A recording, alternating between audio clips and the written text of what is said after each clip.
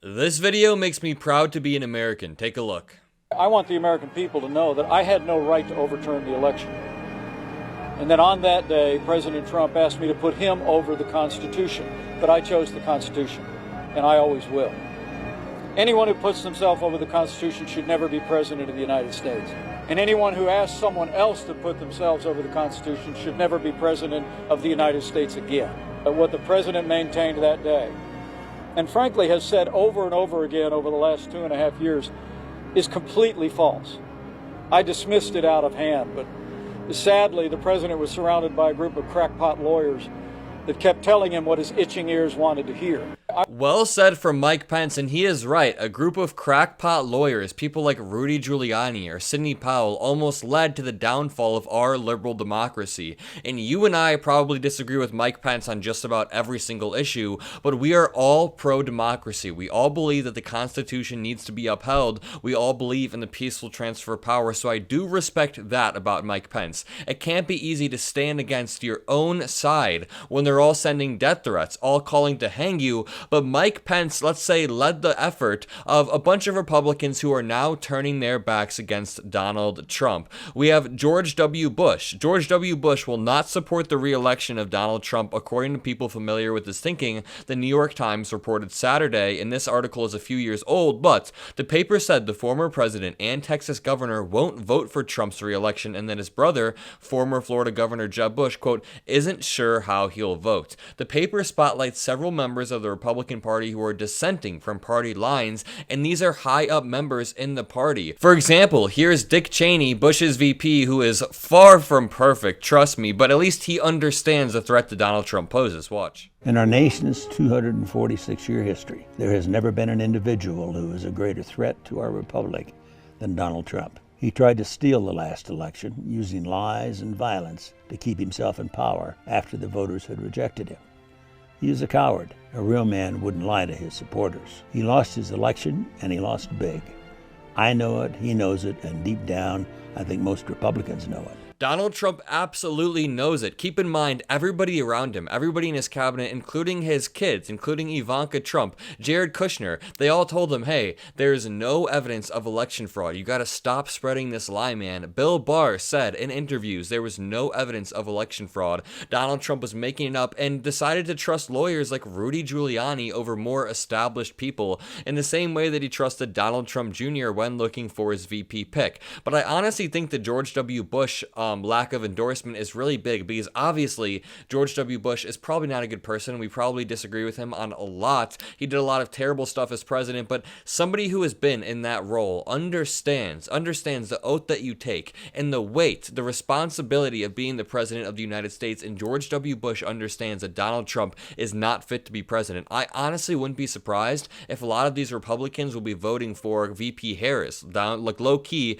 they'll be voting for VP Harris. This is an article I love to revisit because it just, if you have Republican family members, a really good gotcha question that is super simple is, why did Donald Trump need a new VP? Why did Donald Trump need to replace Mike Pence? What was it? I've asked Republicans that before, and it makes them think for a second, and they're like, I honestly don't know. And then either you can educate them and tell them, hey, it was because of January 6th, or they come to that conclusion on their own. But this article is great. There's a long list of one-time allies and aides who have either turned against former President Donald Trump or whom he has turned against. No person in U.S. politics, certainly no recent president, has such an expansive list of high-profile enemies. Let's go through a few of these. Make sure you leave a like on the video and comment a blue heart if you've made it this far. So his VP, Mike Pence, said, quote, the American people deserve to know that President Trump asked me to put him over my oath to the Constitution.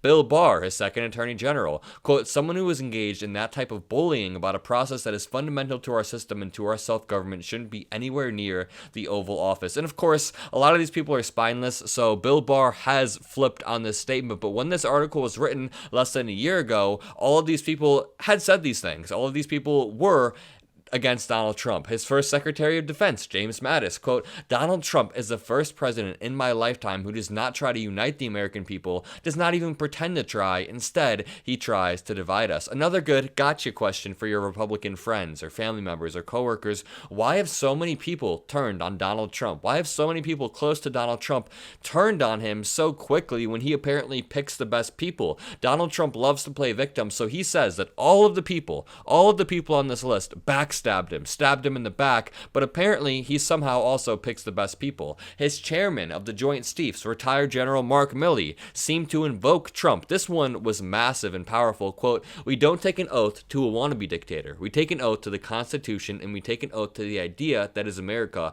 and we're willing to die to protect it. I've always found this moment to be incredibly powerful. Here is President Biden sitting there, and here is retired General Mark Milley talking about Trump being a wannabe dictator. It's not about us. It's about something much larger than all of us. It's about our democracy. It's about our republic. We are unique among the world's armies. We are unique among the world's militaries. We don't take an oath to a country. We don't take an oath to a tribe. We don't take an oath to a religion. We don't take an oath to a king or a queen or to a tyrant or a dictator.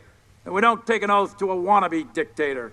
We don't take the way he said that with so much contempt in his voice just tells you he was thinking about Donald Trump, and this was only a few weeks after January 6th, so it was freshly on his mind. And it's funny that he dropped that king line. We don't take an oath to a king, and about a few years later, 3 years later, we got a Supreme Court ruling that said that the president can be a king if they want, and we know damn well that Donald Trump would take advantage of that. Let's go down the list a little bit more. His first Secretary of State, Rex Tillerson, quote, Trump's understanding of global events, his understanding of global history, his understanding of U.S. history was really limited. It's really hard to have a conversation with someone who doesn't even understand the concept for why we're talking about this. And this tracks. Many people have said he has the understanding of foreign policy of an actual fifth grader, of an actual kindergartner. He genuinely doesn't understand most of the topics that presidents have to engage in. He even said that he didn't know what NATO was before he was the president, and he was like 72 years old.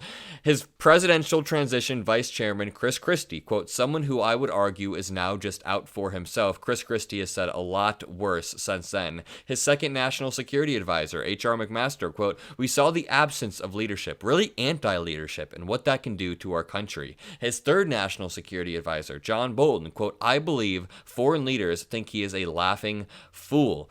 His former acting chief of staff, Mick Mulvaney, who resigned as a U.S. Special Envoy to Ireland after January 6th, quote, I quit because I think he failed at being the president when he needed him to be that.